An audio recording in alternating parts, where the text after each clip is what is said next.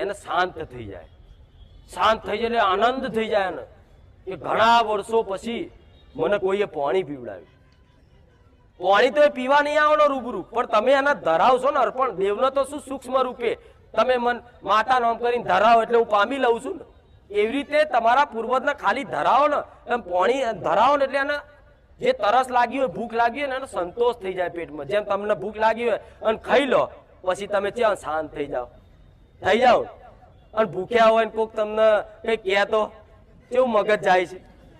એટલે પૂર્વજો તમારા શિકોતર, તમારી દાદી શિકોતર ને આવી ભૂખ હોય અને એ ભૂખ તમારી પેઢી જોડે જ એ માગીએ કે બાજુવાળા નડવા જાય, એ તમને જ નાખે નુકસાન. કઈક કરતા કે છે આ મને હાલત, પણ તમે જો પાટલી પર ખાલી આટલું કરી એના નોમથી વધાર નહીં, પણ થોડું 5 કિલો, 11 કિલો, 25 કિલો તમારી યથાશક્તિ પ્રમાણે